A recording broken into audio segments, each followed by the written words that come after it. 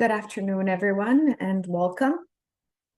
I know this is right in the middle of the day for many of you, maybe during your lunch break, between meetings, or just a busy schedule. So I really want to thank you for taking the time to be here with us. We're very glad you are here, and we'll go ahead and get started. Okay. My name is Farah Amro, and I'll be guiding you through today's session. You will also hear from our faculty as we walk through our graduate programs in composition, rhetoric, and digital media. As we go through everything, feel free to start thinking about your questions. I know sometimes it takes a few minutes for those to come to mind, so don't worry if nothing pops up right away. By the end of today, my goal is that you will leave with a very clear picture of the program and what your next steps would look like if you decide to move forward. Before we dive into the program itself, I do want to briefly recognize our dean, Dr. Robin Cooper. She leads the Halmos College of Arts and Sciences and is a well-known scholar in conflict resolution and cross-cultural studies. Her leadership really sets the tone for the college in terms of both academic strength and real-world impact. Just to give you a quick sense of the university that you would be joining, NSU offers more than 280 programs, and we're also one of the few private institutions in Florida with an R1 research designation. So what that really means for you is you're getting access to strong academic resources, research opportunities, and faculty expertise, but still in an environment that feels very supportive and connected. Our main campus is in Fort Lauderdale, Davie, about 25 minutes from Miami. We also have additional campuses and centers across Florida and even internationally. So even if you're studying online or locally, you are still part of a much larger university network. Students also have access to some incredible facilities at NSU. The Alvin Sherman Library is the largest library in Florida, and the Don Taft University Center is really the center of student life, with spaces for studying, wellness, and collaboration. All of these resources are available to you as graduate students, whether you're looking for research support, study space, or just places to connect with others. You will have access to everything you need. Within NSU, you will be part of the Halmos College of Arts and Sciences. One of the biggest strengths here is the environment that brings together a wide range of fields, including biology, chemistry, mathematics, environmental and marine sciences, humanities and politics, conflict resolution, and of course, communication and rhetoric. The college offers a wide range of graduate programs across these disciplines. And for today, we are going to narrow our focus and take a closer look at composition, rhetoric, and digital media, including the MA, the PhD, and the combined pathway. This program is housed within the Department of Communication, Media, and the Arts, located on our main campus.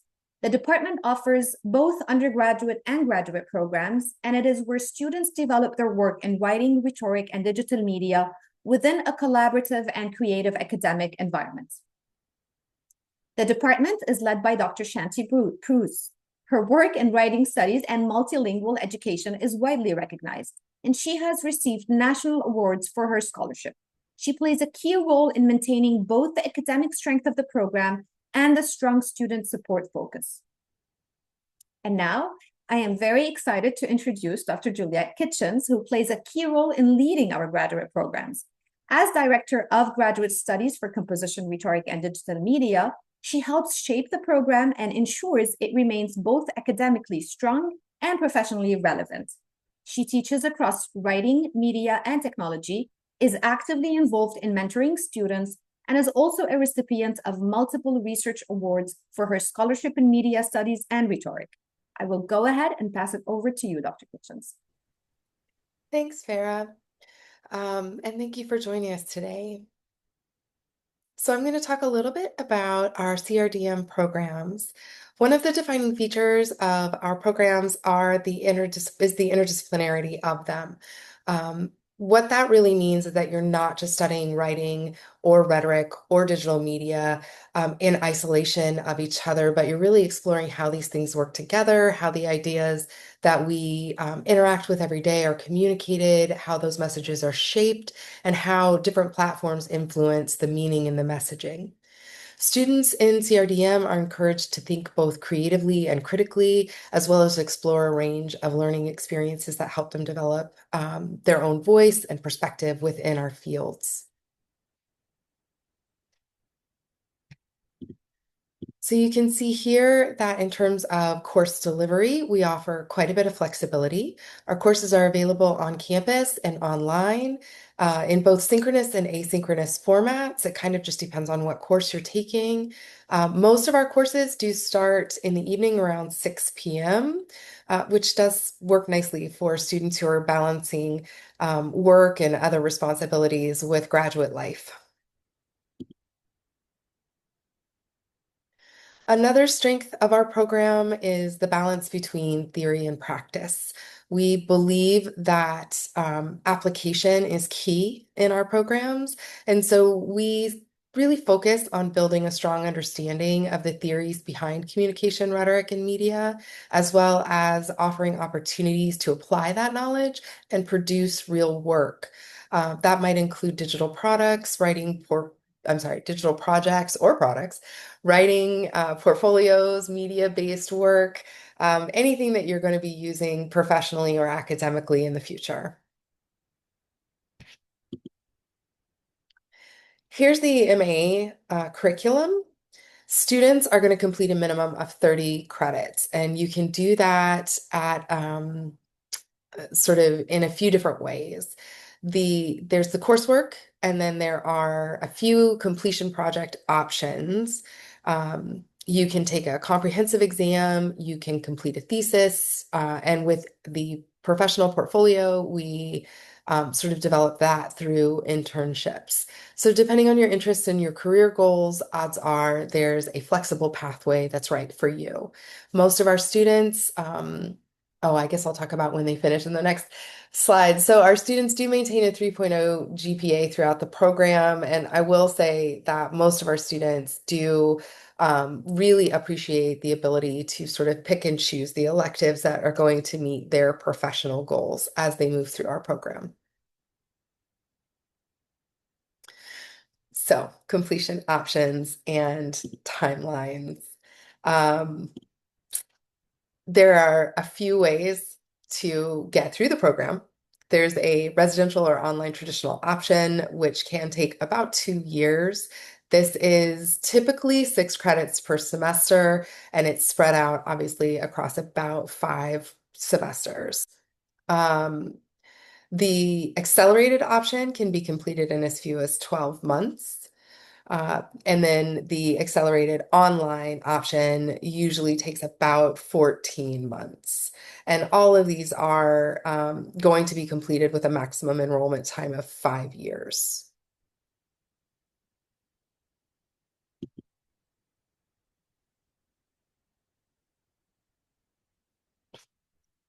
At the doctoral level, students complete a minimum of 57 credits. Beyond coursework, you'll pass a doctoral exam, develop and gain approval for a dissertation prospectus, and then you'll complete and defend an original dissertation. Our students on the PhD level are expected to maintain a 3.25 GPA throughout the program. And the PhD can typically be completed on a full-time or a part-time basis, and depending on sort of your pacing through it, you could move as quickly as 3 years plus dissertation time. The maximum enrollment time for this program is 7 years. The final program sort of construction that we offer or construct that we offer is the MA plus PhD. So you can move from a bachelor's to a PhD in this program with 69 credits of work. The GPA here is also 3.25. This option allows you to move through the master's portion without necessarily reapplying between the master's and the PhD level. This is a great option if you know that you want to go on and get a PhD. The typical timeline for the MA plus PhD is about 5 to 6 years, including dissertation. If you pace yourself a little more rapidly, you could probably complete it in about 4.5 years, maybe 5. The maximum enrollment time for our MA plus PhD program is 7 years. And in addition to sort of the previous, the interdisciplinary and the theory and practice or praxis emphasis that we have in our program, I think one of the outstanding aspects of our program are the resources that we have available to our students. And I'm going to talk a little bit about Mako Media, and then I'm going to hand it over to Dr. Morris to talk a little bit about the WCC and some of our mentoring and community building experiences. Mako Media is it is a sort of collection of Mako News, which is the sort of gateway for the current Mako Radio and Mako TV. Our CRDM students, through these channels, have options to create public-facing content in these channels, and it gives you an opportunity not only to create that content, but also collaborate with others, gain some hands-on experience as you work through the program, and it also is a space where you can create portfolio content.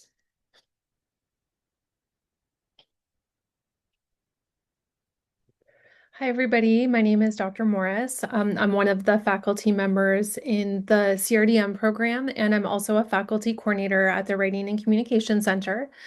And so I think one of the biggest strengths of the CRDM program is the relationship that we have with the Writing Center.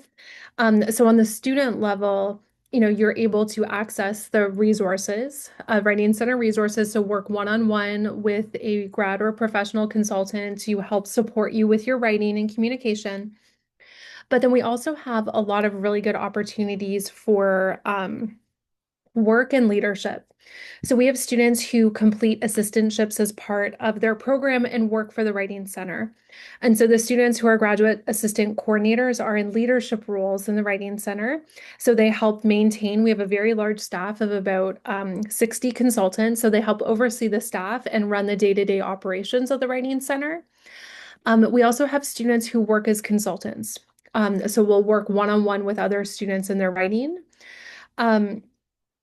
And so those students, there are a bunch of different opportunities for being involved in the Writing Center, both on a more managerial side and then also on a consultant side.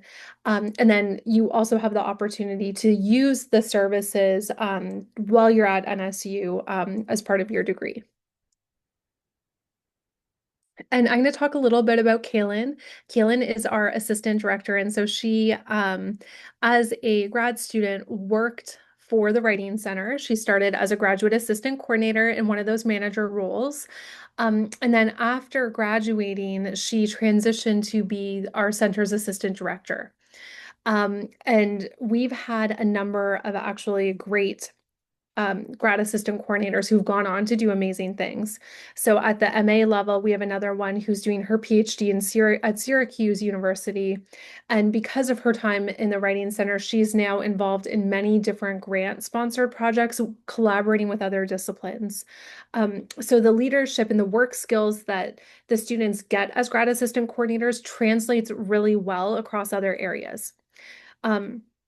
So Courtney, the student at Syracuse, does grant writing and as part of her work for this other research team, and still works for us as a professional consultant in the Writing Center. And then Kaylin, through her work at the graduate level, kind of really stood out to our leadership. And when we had a vacancy for an assistant director, we knew that we wanted Kaylin to fill that role. And since Kaylin stepped in as assistant director, she teaches classes at NSU. And, she's very pivotal in the growth and the development of our center right now. Thank you, Dr. Morris. So I'm going to wrap up and I want to make a few comments about sort of the versatility of this degree. I think Dr. Morris started to sort of touch on that towards the end of of that last slide, you can see here a degree in CRDM can lead to a range of career paths. We've had students that go into academia, writing and editing, technical writing, public relations, publishing, instructional design, and then also digital media and management roles. So as you look at this list, you may already see where your interests fit in. And here we've highlighted some additional alumni and the paths that they've taken. Some are working in marketing and content strategy, others are pursuing doctoral studies, working in academic roles. So it really shows, I think, the flexibility of the degree and how it can support different career directions. And here are a couple more examples, particularly in teaching and higher education. So for students interested in academia, I think CRDM provides a strong foundation for teaching, research, and obviously for continued doctoral work.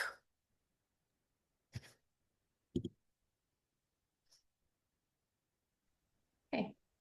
Thank you so much, Dr. Kitchens and Dr. Morris, for your insights and the overview of our amazing programs at the Department of Communication, Media, and the Arts.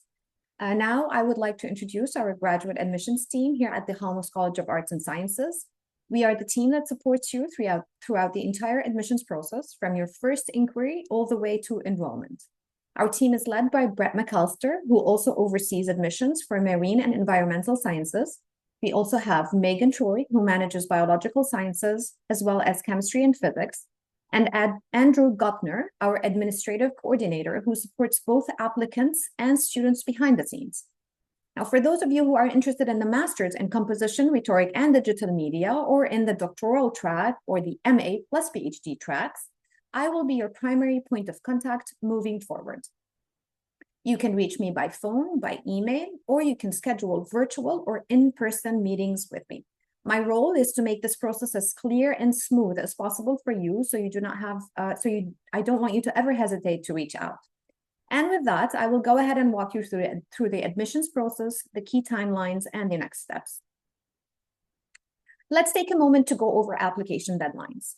If you are applying to the MA program, you can begin in summer or fall of 2026 with deadlines of April 17 for the summer term and July 17 for the fall term. For those applying to the PhD or the combined MA plus PhD program, the next available start terms are summer and fall of 2026. The winter 2026 cycle for the standalone doctoral program, as well as the summer priority deadlines for both the PhD and the MA plus PhD programs, have already passed, and this is why they are crossed out on the slide. But we wanted to include them so that you are aware that these are typically available entry terms each year for these pathways. For summer of 2026, the remaining deadline is the final deadline of April 1st, which actually we just passed yesterday. So now an important distinction in how the applications are reviewed, and also for the fall 2026, actually, the application deadline is July 1st, so you still have that term open. And an important distinction in how applications are reviewed is that for the MA program, applications are reviewed on a rolling basis, which means as soon as your application is complete, it is sent for review. You're not waiting for a deadline to pass, and decisions are made continuously throughout the cycle. So for the master's program, don't wait up until the deadline. You can just submit everything and you might get a decision before that deadline passes. In contrast, for the PhD and the combined MA plus PhD programs, applications are reviewed after each deadline with specific interview periods and decision release timelines that are tied to each round.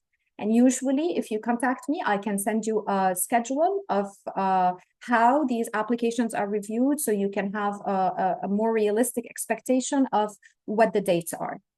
Now, but for now, the most important dates that I need you to keep in mind are the application deadlines that are listed on this slide, because those determine which review cycle your application will be considered in. Now that we've gone over the deadlines, let's talk about what you will need to submit with your application. Across all tracks, the core requirements are very similar.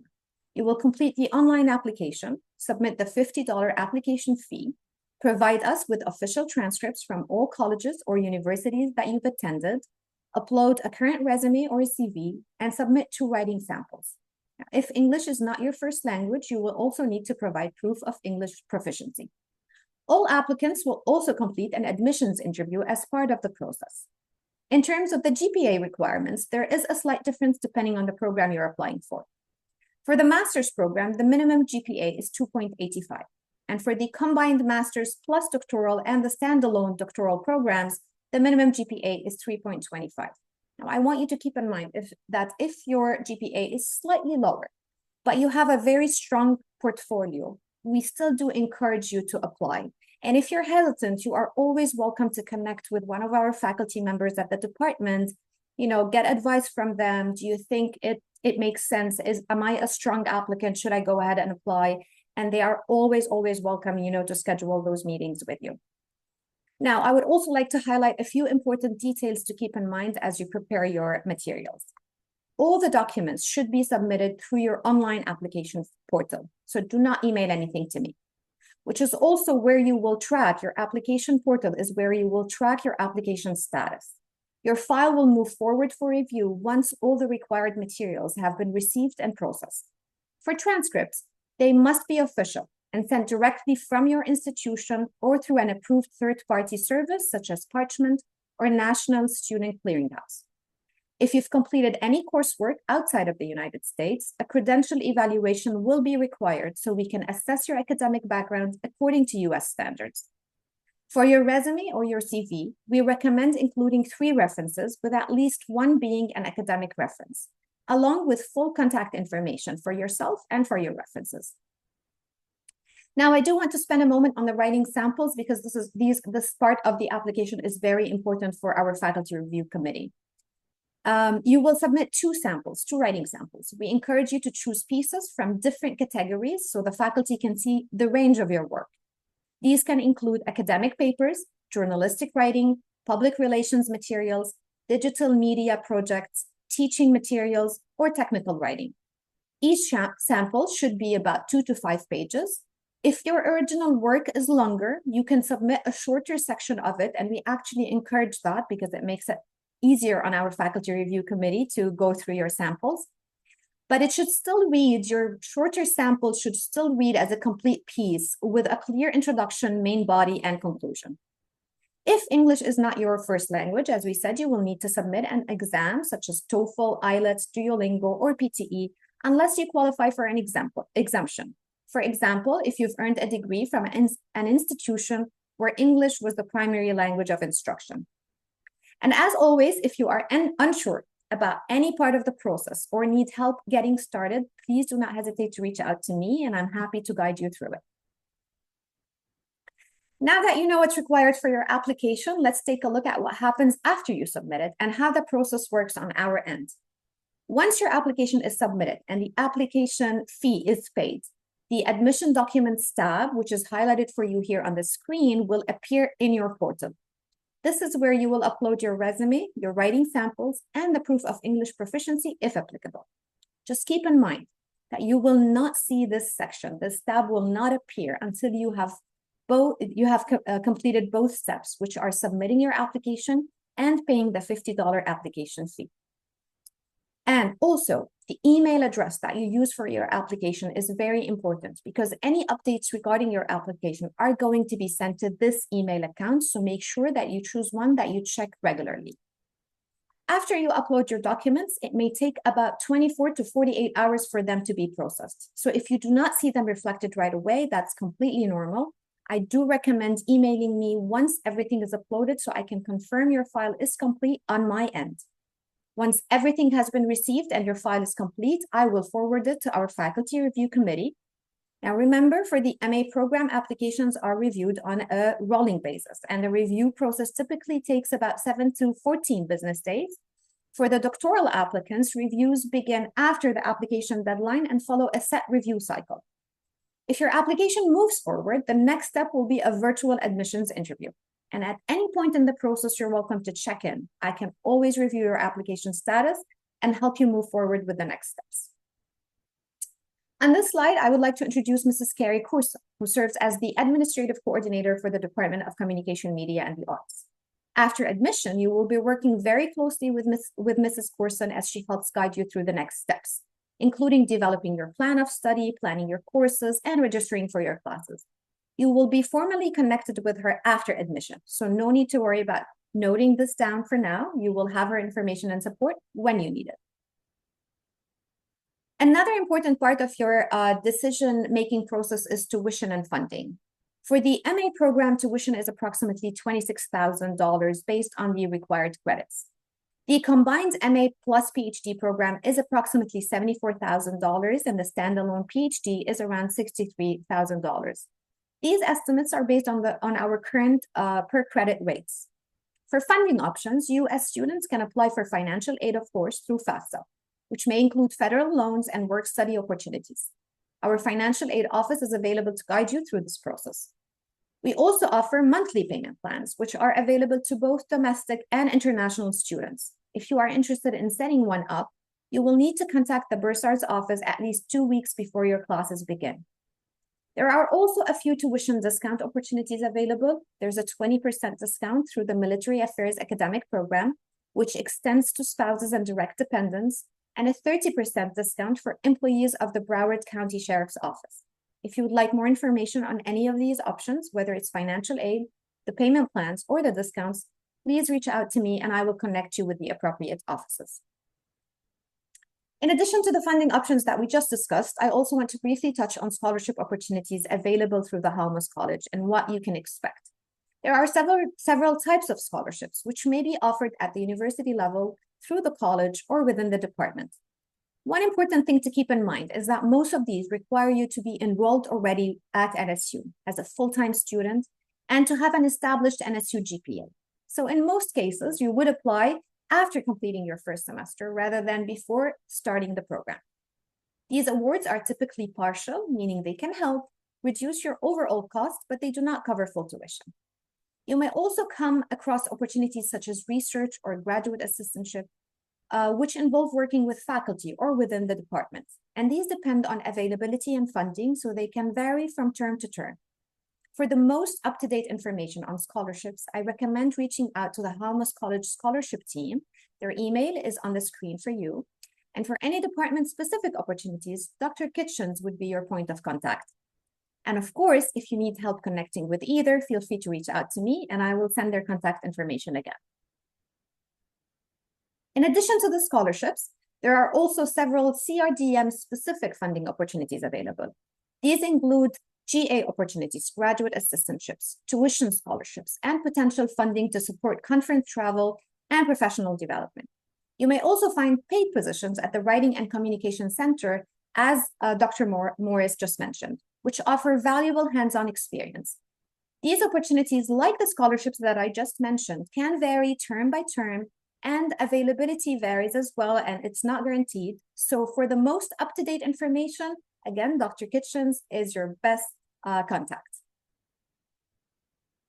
I also encourage you to stay connected with us on social media. It is a great way to keep up with the deadlines, the student work, and upcoming events. We will also be posting a recording of today's session on our YouTube channel.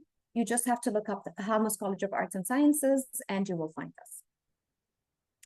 That brings us to the end of the presentation portion of the session. Thank you again for taking the time to be here. We really appreciate it. We will go ahead and open it up now for your questions. Feel free to drop them into the Q&A box and we will give you a moment to type those in.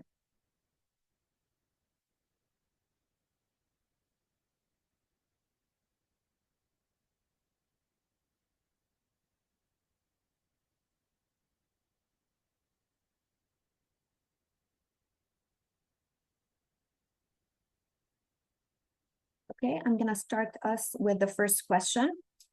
If I'm still finishing my bachelor's, can I still apply now or do I have to wait until I graduate? The answer is yes, you can absolutely apply while you're finishing your degree. We can begin reviewing your application once all the materials are submitted. You may even receive a decision while you're waiting for your degree to be conferred.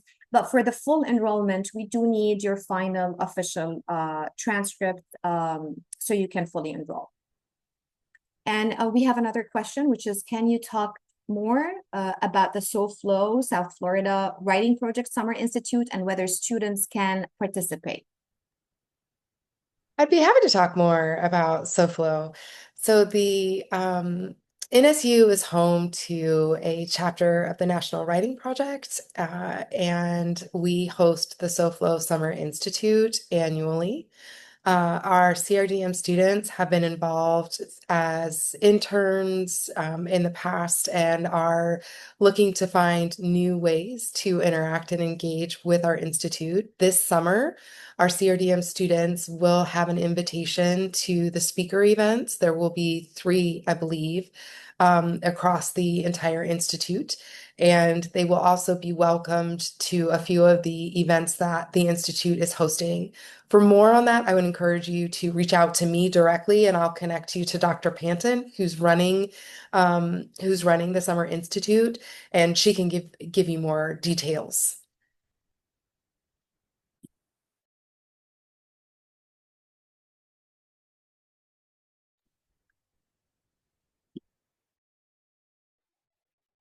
You're muted, Farah. Sorry about that. So thank you so much, Dr. Kitchens. So for experienced applicants, what kind of credits are transferable or waived? So we do offer for our PhD program, we do offer some professional compensation, right, with credits. Generally, we take professional experience sort of on an individual basis, and you can anticipate up to about 3 credits being of elective coursework getting waived for your professional experience. It just kind of depends on what that experience is, how extensive it is, and what our application review committee deems is appropriate. Okay, another question. What are the classes actually like? Are they more hands-on or more theory-based? Dr. Morris, do you want to take this one? Sure. So there's a mix of classes. We do have some production classes, like editing, layout, and design, where you would be, and social media, for instance, where you will be creating social media content as part of a campaign, or in editing, layout, and design, you're actually producing different kinds of documents.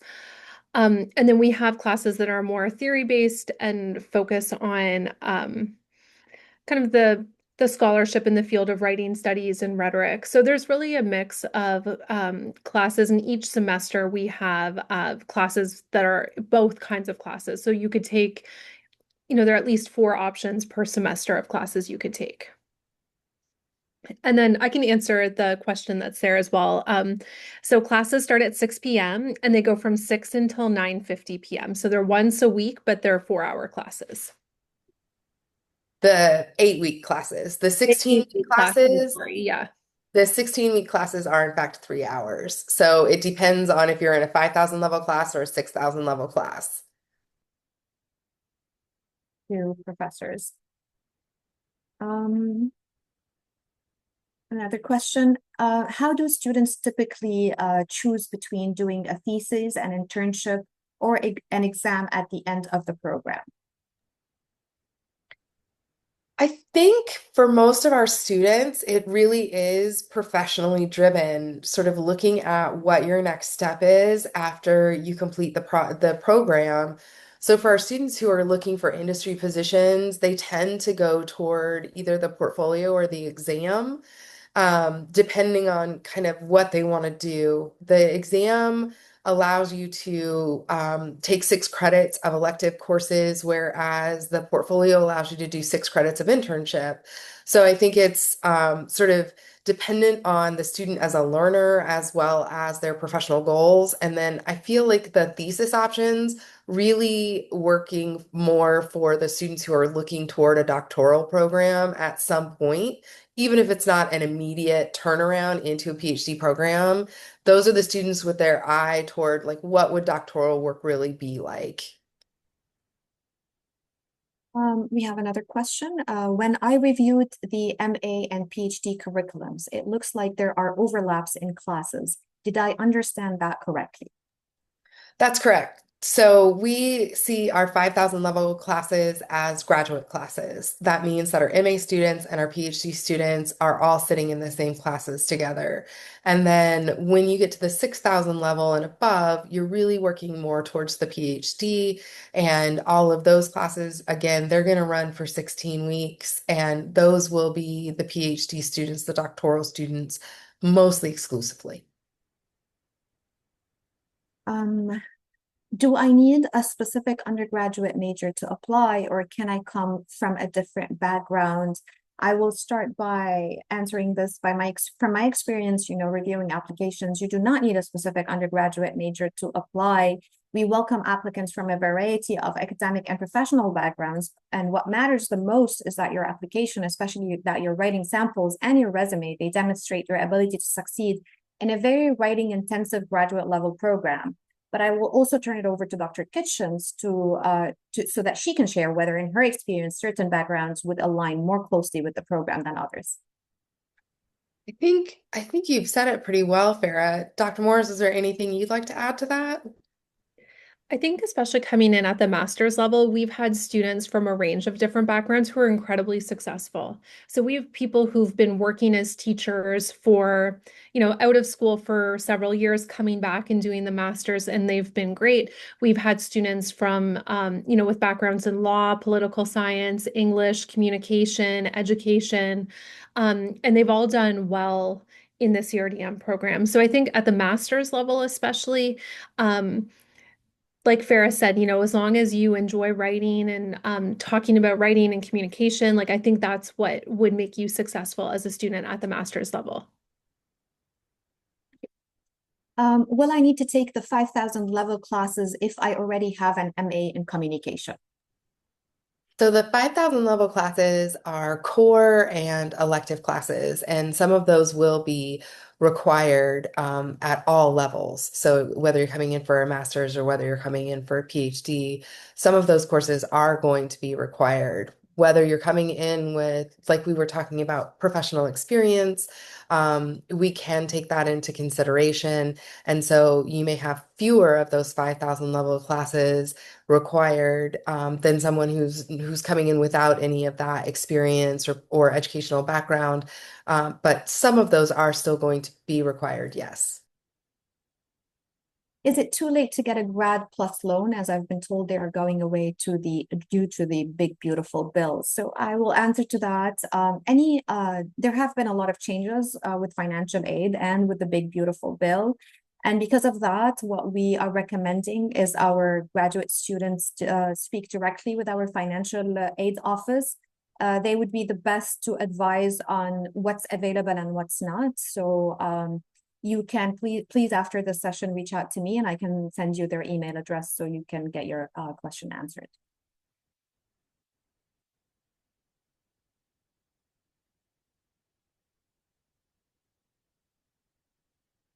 Dr. Kitchens, you mentioned support for students with writing or projects during the program. Can you share a bit more about what that support looks like? Sure. So we have various resources accessible to our students that include the Writing and Communication Center. Many of our students have also formed study groups. We do have a very close community. We value that as part of our program, sort of one of the distinctions or markers that sets our program apart. I'll also say that all of our faculty generally have an open door policy. So if you're working on a particular project, we're happy to help you through that, support you, and make sure that you're producing the work that you can be proud of and is your very best. Can I add to that? Yeah. I would say one of the things that's a highlight for me of the program, like Dr. Kitchens is saying, is like the community around the program.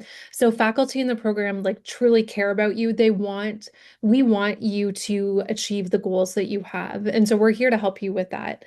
And so students come to us to talk about what their next steps are, and we help you get prepared for whatever those steps may look like. And so I think that compared to other programs that I've been part of or that I know students who are in, your faculty are here for you and they're accessible and they're going to be around, right? Your professors aren't going to be away in another state, another country, and you can only communicate with them through email. And then the students in the program are also really amazing. It's very collegial. I don't find it to be competitive from what I see as a faculty member. So it's a very collaborative environment, and one that, like, that's what drew me to want to work at NSU, is just the people who are here. And I think that you'll find that you get a lot of support if you decide to come here. Thank you, professors. I am going to give an extra minute for everyone in case they would like to, they're thinking of any other questions to ask our faculty members or myself while we're here.